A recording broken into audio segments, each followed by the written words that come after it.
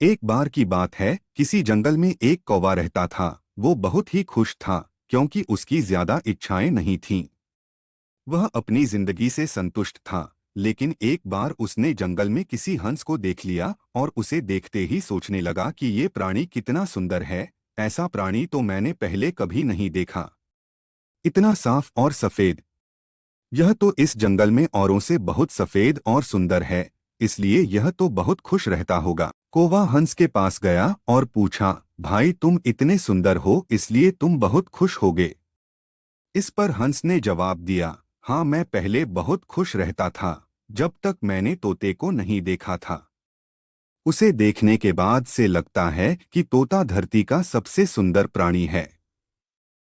हम दोनों के शरीर का तो एक ही रंग है, लेकिन तोते के शरीर पर दो दो रंग है। उसके गले में लाल रंग का घेरा और वो सुर्ख हरे रंग का था। सच में वो बेहद खूबसूरत था। अब कौवे ने सोचा कि हंस तो तोते को सबसे सुंदर बता रहा है, तो फिर उसे देखना होगा। कौवा तोते के पास गया और पूछा, भाई तुम दो दो रंग पाकर बड़े खुश होगे। इस पर तोते ने कहा, हाँ मैं तब तक खुश था जब तक मैंने मोर को नहीं देखा था। मेरे पास तो दो ही रंग हैं, लेकिन मोर के शरीर पर तो कई तरह के रंग हैं। अब कौवे ने सोचा सबसे ज्यादा खुश कौन है, यह तो मैं पता करके ही रहूंगा। इसलिए अब मोर से मिलना ही पड़ेगा।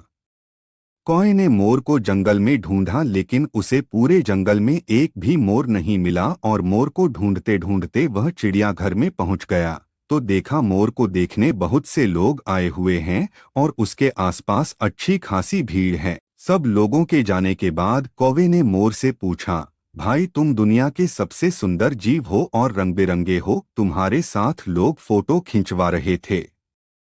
तुम्हें तो बहुत अच्छा लगता होगा और तुम तो दुनिया के सबसे खुश जीव होगे।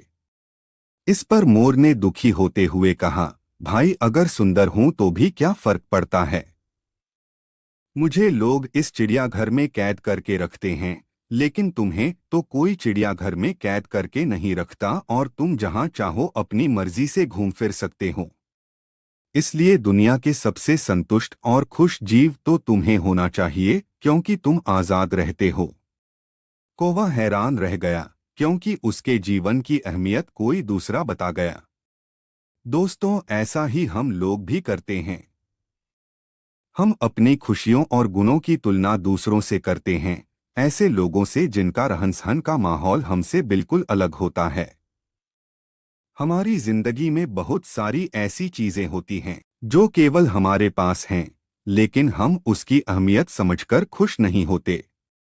लेकिन दूसरों की छोटी खुशी भी हमें बड़ी लगती है, जबकि हम अपनी बड़ी खुशियों को इग्नोर कर देते हैं।